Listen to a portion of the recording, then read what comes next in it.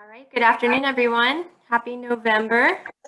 Thank you all so much for joining us today. We've got a few more people coming into the room, so I'm just going to let them in as we go, but we'll go ahead. Sorry, I had something going on here. Okay. No. Oh, no, that was me.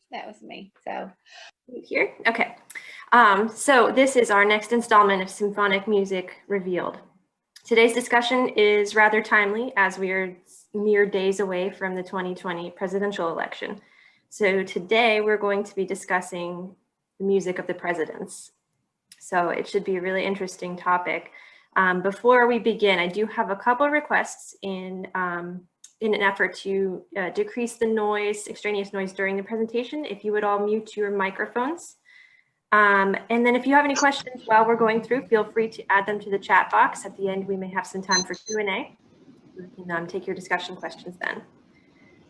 So I'm going to turn it over now to Cindy Zarksy, our host for today. She's a member of the orchestra in the violin section, as well as a board member, and she is going to moderate today's discussion. So take it away, Cindy. Thank you, Molly. Appreciate that. Welcome, everybody, to this lecture. I'm really looking forward to hearing every word that Marguerite has to say.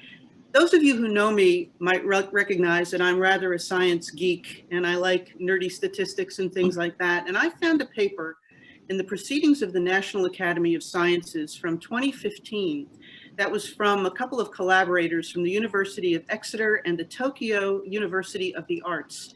And it was entitled Statistical Universals Reveal the Structure and Function of Human Music. And after an incredible analysis of hundreds and hundreds of pieces of music from all over the world and all kinds of cultures, they decided that the main function of music is to bring people together and to bond social groups. There was a great diversity of style of music that they were looking at, and I won't get into that right now, but let's come forward into the year 2020.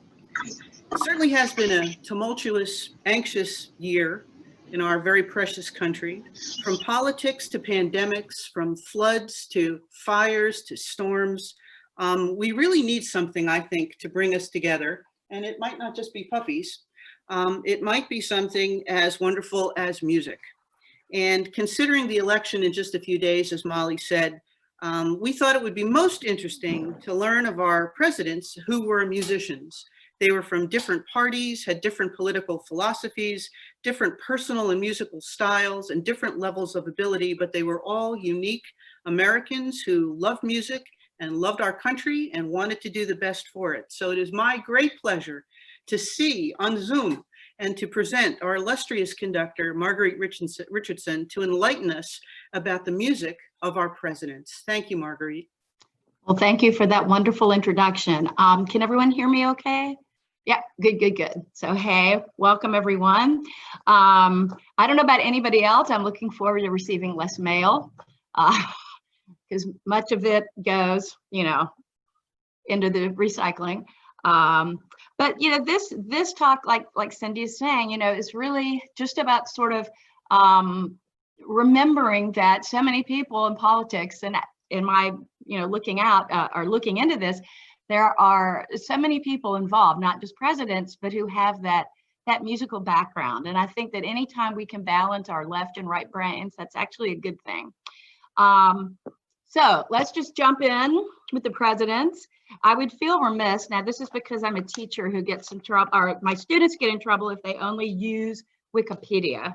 So I want to give full 100% credit to a marvelous email or a marvelous article that Cindy sent me, which was 8 US presidents you didn't know were musicians by Hannah Edgar. And that came from the WFMT website from November 5 of 2018. So it's not a plagiarized discussion 100%, but I'm not going to make it up. I did borrow a lot from that, but it's a fascinating article if you have a chance. So a lot of people think George Washington, if you've ever been to Mount Vernon, a lot of people think that George Washington was also a musician because he had one of the finest harpsichords in his home at the time he was president and after, but he actually bought that for his granddaughter. I imagine, though, probably he had a little bit of musical inkling if the granddaughter was involved. But to jump into the presidents who actually were indeed musicians, we'd have to start with Thomas Jefferson. And he was our third president. When he wasn't busy doing things like writing the Declaration of Independence, he often did turn to music. According to some of his peers at the time, he was, I'm quoting here, always singing when riding or walking around his estate, Monticello. So some would say he was an accomplished amateur violinist. Some articles I read about Jefferson said that he was more amateur than accomplished, but he certainly felt that he was a violinist. He owned at least 3 different violins during his lifetime, and one of those violins was rumored to be by Niccolo Amati, and Amati is sort of right up there with Stradivarius and Guarneri, although Amati actually predates Stradivarius. So that violin, if he had one today, would be somewhere in the millions value. Thomas Jefferson's repertoire included concertos by Vivaldi, Handel, and Boccherini, and he was how can I say this in a nice way? He felt in America that he was very much a lonely person because he didn't think classical music had really gotten into the American fabric yet. He said, music is the favorite passion of my soul, but fortune has cast my lot in a country where it is the state of deplorable barbarism. And I think that sort of, if we think to the forward a couple hundred years, I think the United States has always, you look at major orchestras and they still are importing talent from Europe and as far as conductors and often soloists. So it seems like that thinking is still apparent in music in the States. So the next musician up is John Quincy Adams, who's the younger of the Adams presidents. He also played flute, which was something that he actually worked on when he was a student at Harvard, and also when he was an attorney apprentice in Newburyport, Massachusetts. He was sometimes known to partake in what we would call jam sessions. Perhaps there was some drinking involved and it was late at night, but he did participate with his flute. And there were also some handwritten manuscripts found among his things that had his handwriting, like that he had either written or he had signed. He wrote to his mother one time about receiving lessons while a student at Harvard, and there are those handwritten manuscripts of music. He had similar things to say about the state of music in the US for himself. I'm quoting Jefferson here. I'm extremely fond of music. I console myself with the idea of being an American and therefore not susceptible of great musical powers. John Quincy Adams does have one very significant, I guess you'd say, accolade, which is to say that under his presidency, the very familiar Hail to the Chief was performed for the first time. So he started that tradition for our US presidents. Our next presidential stop, needless to say, there's no videos of these guys. Don't worry, we have videos and photos coming. John Tyler, who was our 10th president, and I have to ask, how many of us here know a lot about John Tyler? Didn't know a thing, but he was a musician.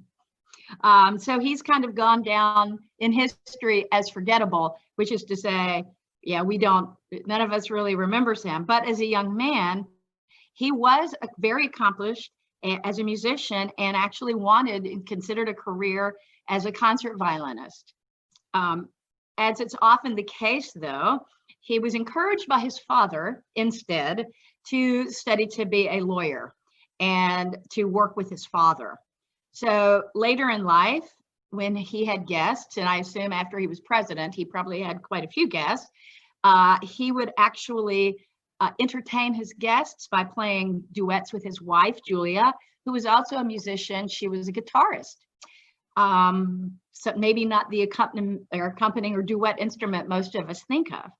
In his retirement, John Tyler was able to redevote himself to his first love in earnest, and spent most of his later life playing the violin and fiddle. And I will clarify here, they are the same instrument. How you fiddle and how you play the violin are actually just two different styles. But I would read that to mean that he loved classical and folk music, which is, again, not a very uncommon thing. Tyler's violin was even immortalized as part of the president's bronze likeness that now resides in Rapid City, South Dakota, a testament to his lifelong love of music.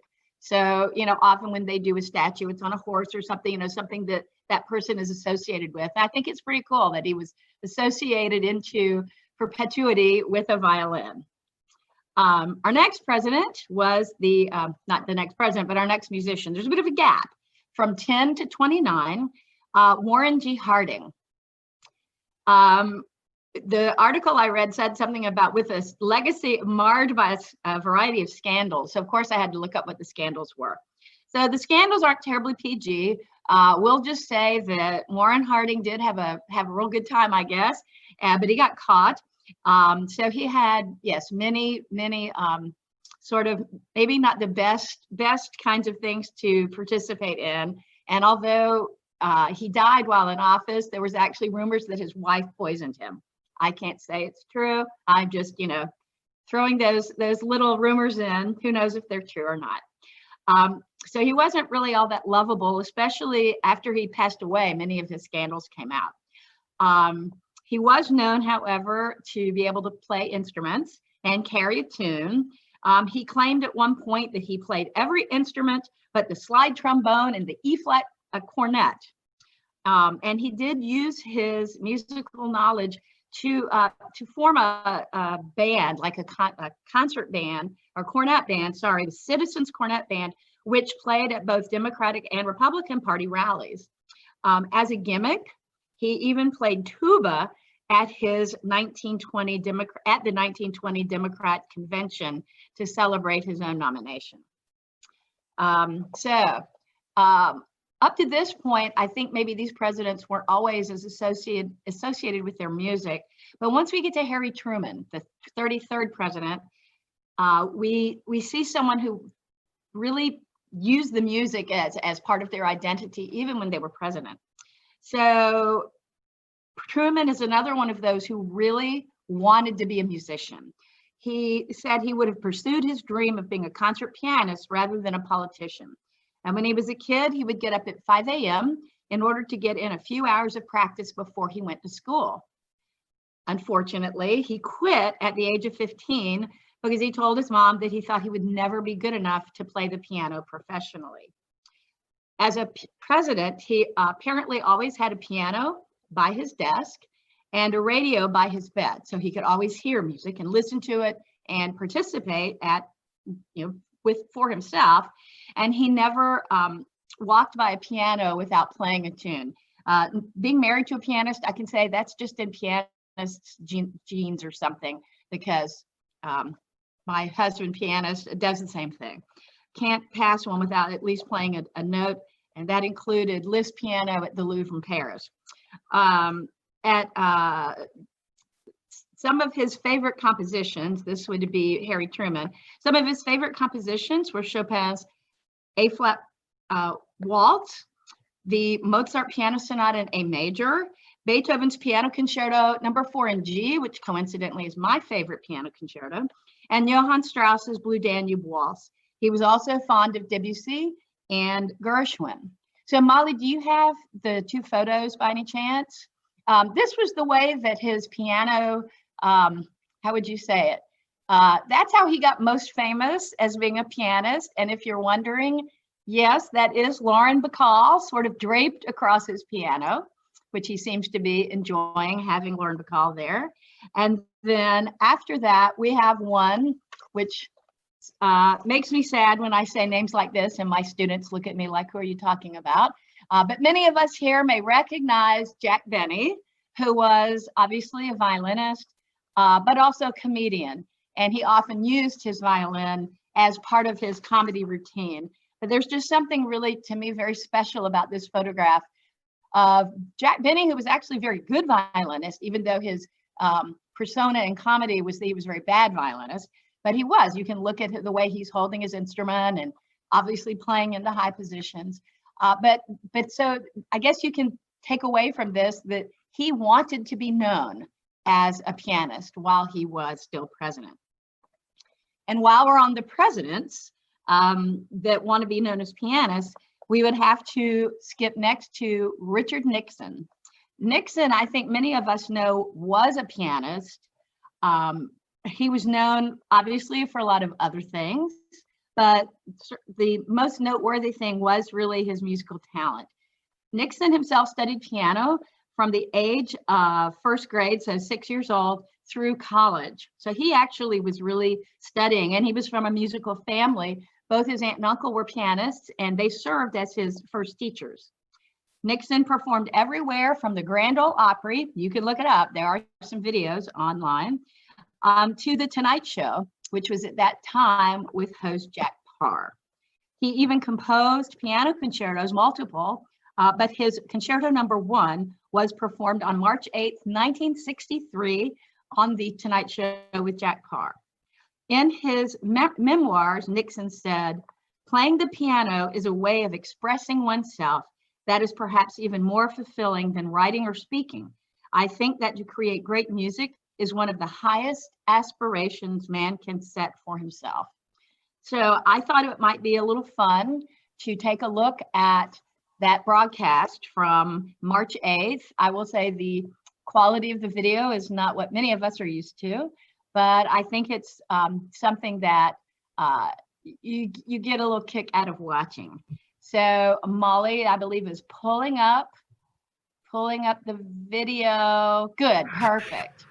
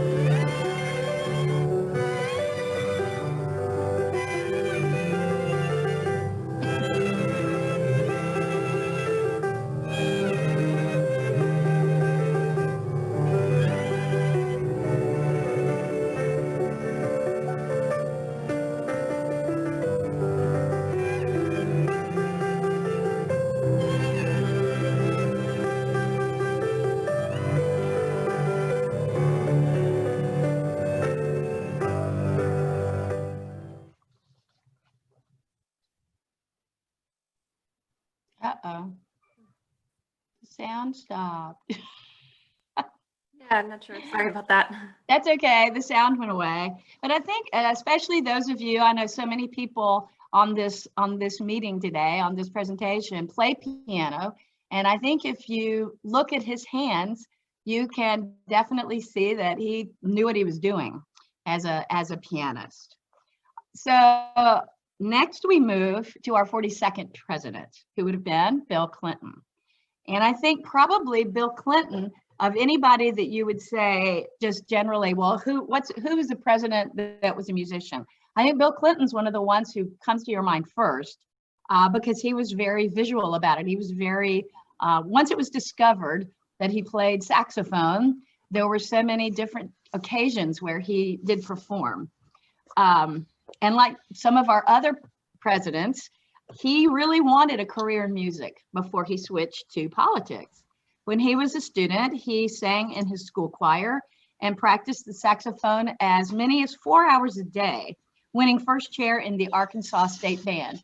And for all of those of us who are musicians, we know that's actually pretty good to get the first chair in all state. And also 4 hours a day. That's kind of a lot for wind players. I'm just looking at, like, Molly's like nodding her head. String players, that's very common, but 4 hours a day, that's actually very impressive.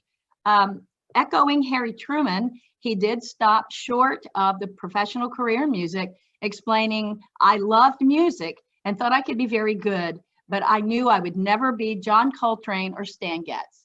So as so many politicians turned presidents or something high in the political world, they really loved it and they worked at it, but if they weren't going to be the best, they decided to go in other directions.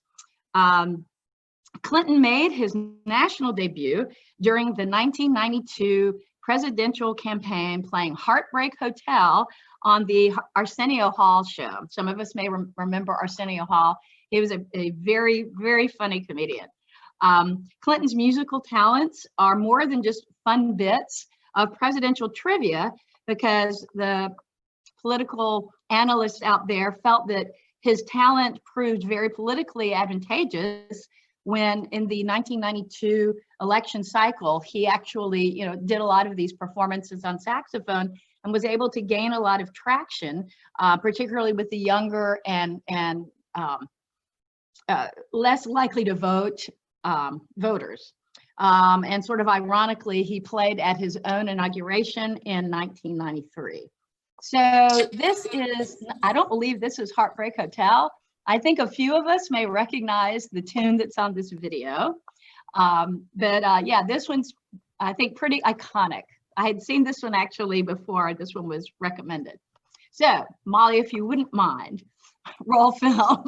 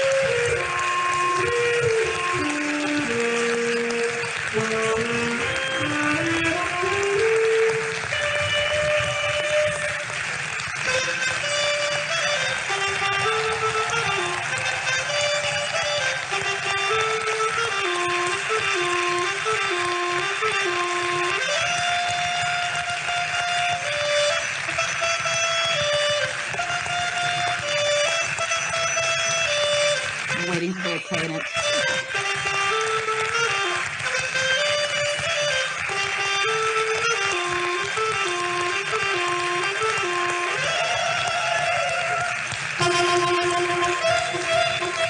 That's good, Molly. Thank you. So yeah, a medley, but I'm sure many of us recognize probably the most famous saxophone solo in my lifetime, which is Careless Whispers.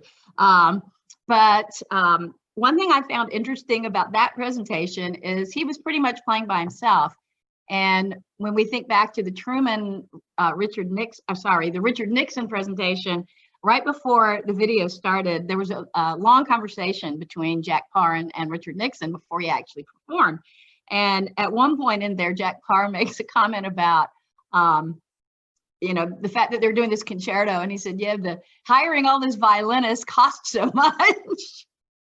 So it's like, well, that's how orchestra players are.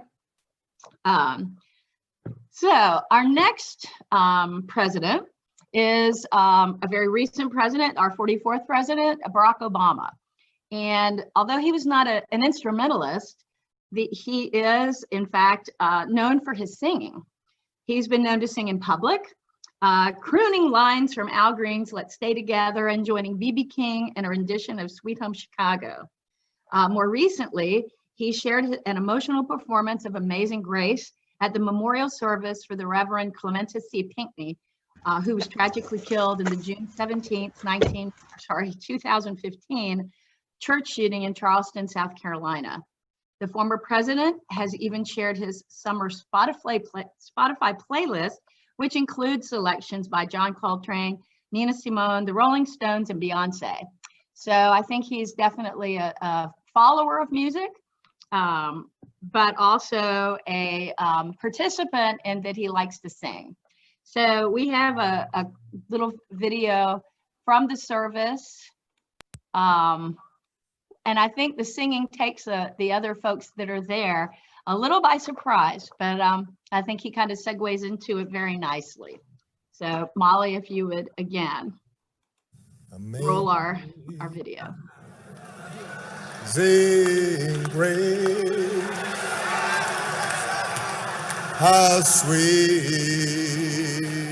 the sound that say a wretch like me. I once was all,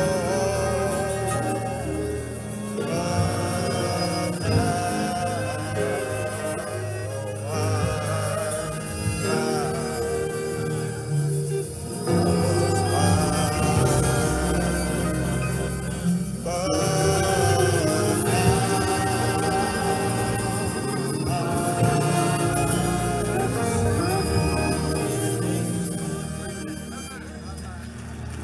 Thank you, Molly. Clement. Thank you. Thank you. Did anyone here know that Barack Obama was a singer? I didn't. I didn't realize he was a singer. So that's, I don't know, I think that's pretty neat. So presidents, believe it or not, are not the only musicians, at least in some point of their life. What I find interesting about this next group is most of them were actually musicians, sort of first, and in some cases actually before, like as adults, you know, professional musicians before they went into politics, and then some went off much down the road of Truman and, you know, Clinton and all those who wanted to study it, but either the family talked them out of it or they felt that they weren't going to be competitive. So our other musicians in politics. Here's one that'll probably make everyone laugh, but then remember, Sonny Bono. If you remember Sonny and Cher, I think that's pretty funny. I'm sad to say I remember the Sonny and Cher show.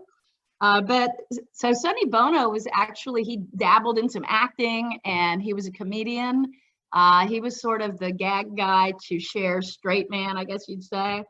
And he actually decided to go political after his big career in music and entertainment, and was actually the mayor of Palm Springs, California from 1988 to 1992. And I actually do remember that. He was elected to the U.S. House of Representatives, which he served in until his death in 1998. So how many of us remember Sonny Bono, the crossover from entertainer to politician? John Hall, who was in the group Orleans, and if you're not sure, that's not ringing any bells, they did the song Dance With Me. That was popular, I don't know, 80s perhaps. He was also a member of the U.S. House of Representatives from 2007 to 2011, representing the 19th District of New York. And then after he finished his term as a House representative, literally he went back to the band. And from what I read, they still do some touring. I think that's pretty cool. Our next non-president musician is somebody probably many of you are aware of, Condoleezza Rice, Dr. Rice. She was actually quite an accomplished pianist, very accomplished, studied at Aspen Music Festival in the summer, really planned to be, you know, a professional pianist. She, as in the political world, she ended up performing with people like Yo-Yo Ma at Washington's Constitution Hall, and she played for Queen Elizabeth II at Buckingham Palace. And obviously, many of us probably are familiar that she was Secretary of State for President George W. Bush. She's performed as soloist with the Denver Symphony, which is a very fine orchestra. Now I believe it's the Colorado Symphony. It kind of morphed into that. But she debuted with them as soloist when she was only 15. So she was obviously good at a young age. And she now leads Stanford University's Hoover Institute. So I did think it was interesting to watch a little bit of a video of her performance. And I believe this is the one from when she played for, yep, just had it confirmed, Queen Elizabeth, because there she is. So we'll just listen to this brief excerpt of their performance. I do believe it's kind of funny how it's a strings and piano group, but the camera person was clearly mostly interested in the piano. So if we could take a look at this video.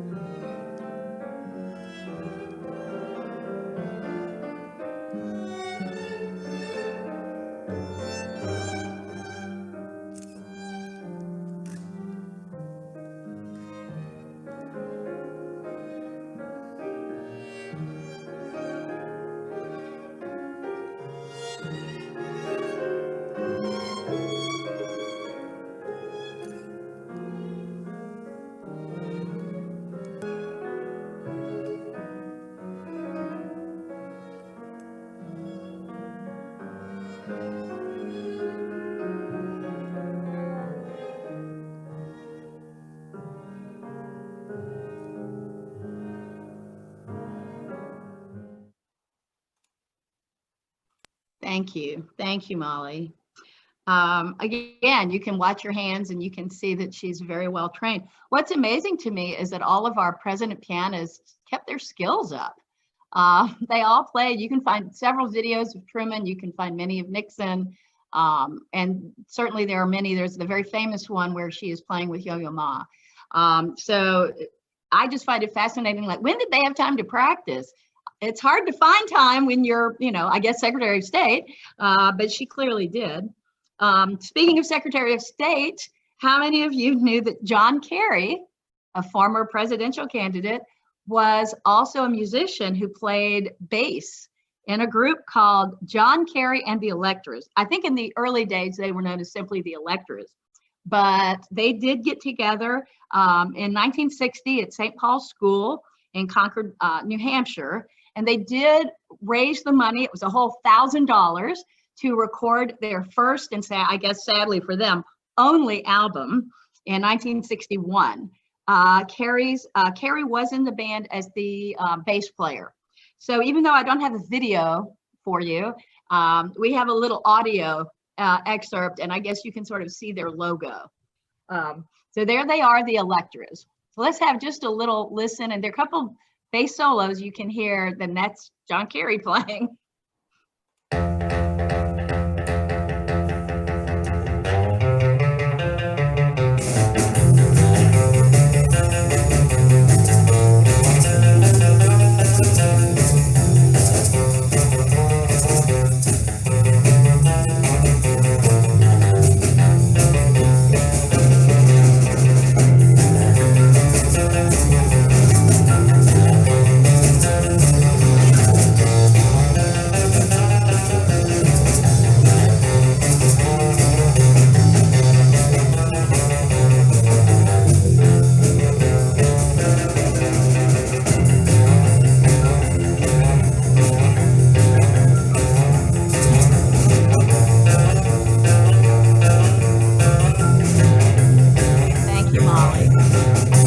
That chord progression down.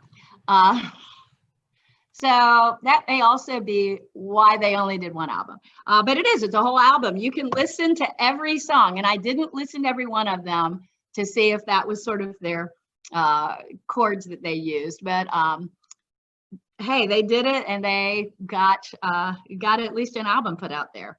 And one additional person about the same time of John Kerry being in the limelight, so was Sarah Palin. And Sarah Palin, before she became governor and a vice presidential candidate, competed in the 1984 Miss Alaska competition. And you might not be surprised to know that her talent was playing the flute. So I see there are a few flutists on today. If you are really anxious to see her play a not very good arrangement with an electronic track, just look it up. I didn't have the heart to put it up for today's presentation, because again, It's not very good. And whoever wrote the flute line decided to put it as low as possible. And you can tell she's nervous because she keeps running out of breath. So it's not really her, she probably would prefer it not be out there. So we've had people who are musicians, maybe first, who go into politics. We've had people who become musicians and then they go into politics. But what about pieces that are written about presidents, musical compositions? And I'll try to kind of hurry forward here a little bit, just so if we have questions, which I'm not sure I can answer, but I'm happy to take them. There is a piece by Victoria Bond. And Victoria Bond is a fairly well-known American conductor. I didn't even realize she was a composer, to be honest with you. I've played under her a couple of times. And she's an excellent conductor. But she also composes and wrote a piece, or like a group of pieces called Soul of a Nation, Portraits of Presidential Character. And it's actually 4 different concertos, and each concerto features a different instrument. But the texts are borrowed from the writings and speeches of Washington, Jefferson, Theodore Roosevelt, and Franklin Delano Roosevelt. And they're mixed together in the music. She also, Vicky Bond, also composed, well, that's what they called her when she was our conductor. Now she's Victoria Bond. She's also composed an opera called Mrs. President about the Ohio native Victoria Woodall, who in 1872 was the first woman ever to run for presidency. So I think that's pretty neat. So one piece that I know that the Civic Orchestra is planning to play, had even hoped to play this season, so next season is a possibility, is Aaron Copland's very famous A Lincoln Portrait, which has a combination of the very stirring music by American composer Aaron Copland, and uses for the text various documents and speeches that were written by Abraham Lincoln, including the Gettysburg Address. And in some cases, he just uses text, things like, Abraham Lincoln was a tall man, a very tall man. I don't believe that was from a speech, but he puts in these descriptors, and then he has, the kind of music that, if you're sitting there, be glad you're playing the violin, because when the tears start rolling down your face, you can, in fact, still keep playing. Not so easy for our wind and brass compatriots. But that is, to me, one of the most really heartfelt and deep compositions that honors Abraham Lincoln. I will say that tradition is that you get a local star to read the narration, and it definitely takes someone who can deliver it. It's definitely part of the music, is to have a really excellent narrator. And what I've always seen was it's really excellent if they can read music, so that the text actually stays where it's supposed to be. Sometimes narrators get a little excited and jump ahead. There's one other project, I guess you'd call it, which is called Sing Out, Mr. President. And that is actually something that's a current project of setting words of presidents, from current presidents back to historical, to music. So that's sort of an ongoing contemporary composition consortium, I guess you'd say, of new pieces that are being written to, immortalize in one way or another the presidents. So it's called Sing Out, Mr. President, if you're interested in taking a look. I will say that much of the Sing Out, Mr. President is very much more what we would call songs. So sometimes it's just vocal and keyboard or piano. But I do think it's fascinating how many politicians started in music, and sort of how these compositions, politicians themselves, like so many professions, like medicine, which so many times people are musicians, and they have to keep it going. I think it's kind of nice. It shows us a really good humanity side of our political leaders. And again, it's, Tuesday, no matter what side of the political spectrum or where you fall in there, I think that it is interesting that we have these musician presidents in our background. I will say I did a little research on Donald Trump, who is our current president. And I know a lot of people say, well, he doesn't do music. But in my research, it seems that his philanthropy has generally been more toward visual art, like the Metropolitan Museum of Art and some other things. So yeah, I think that kind of sums up my discussion of our musician / presidents. So I believe we have a few minutes. Sorry, I guess I went close to the 45 mark. But do we have any questions, Molly? And if you don't, now's the time to pop one in the chat. Yeah, no questions yet.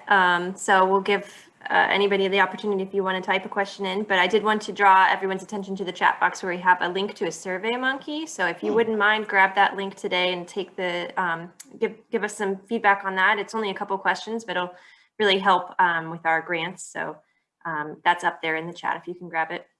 And any questions, feel free to type those in as well.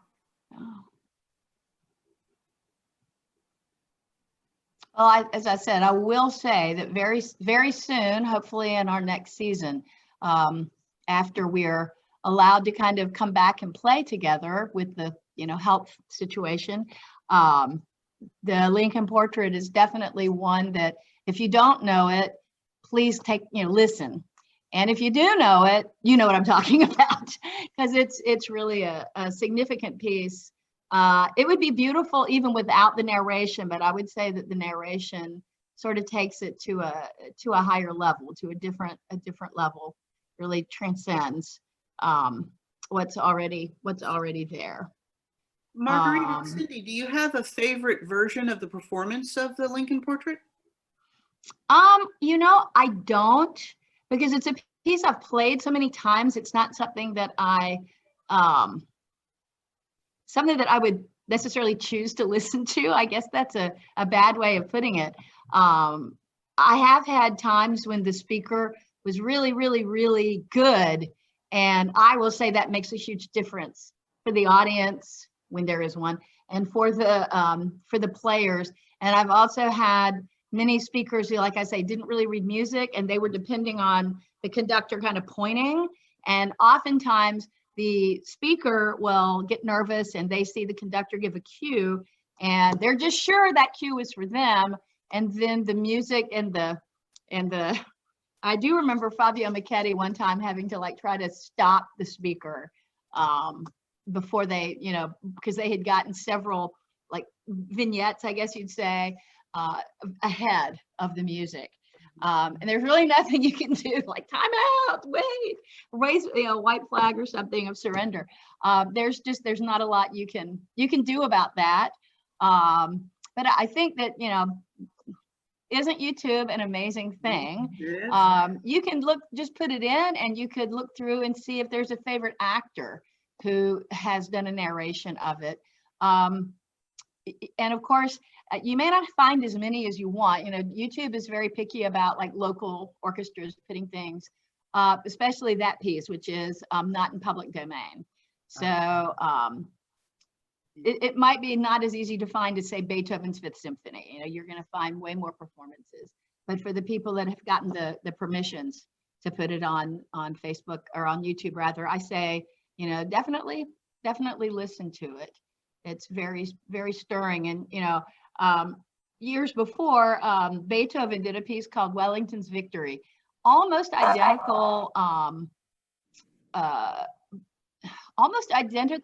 presentation, where there's a big orchestra interlude and then there's narration interspersed. The Beethoven piece, and this is horrible to say in Beethoven's, sesquicentennial birthday year, but it's kind of boring. So I think Copland maybe sort of borrowed that idea of the narration mixed into the music. The music, again, has a pretty long introductory section before the speaker begins. But I think Copland's is a little bit more successful. I'll put it that way. So any other questions? I know we're sort of right up on the 45-minute mark, but I'm still happy to take a question if anyone has one. We don't have any other questions, but I just want to say it was really interesting and illuminating. I had no idea so many of our presidents were actually musicians too. And it's interesting. I wonder if there's some sort of thread to that, whether it's the discipline that they learn an instrument that leads them to that high caliber kind of career or something else. But just a thought. And I think it's also very interesting and a little bit humbling that so many of them, Bill Clinton, Truman, Nixon, Condoleezza Rice, all of them really wanted the music, but they were concerned for themselves that they wouldn't be they wouldn't be able to compete, I guess you'd say.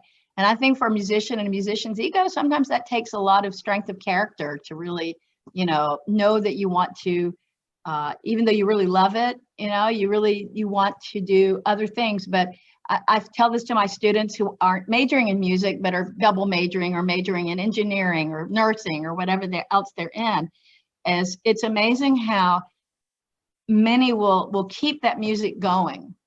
Will keep it going throughout their lives. And I think we've seen many examples in the Civic Orchestra of that very thing.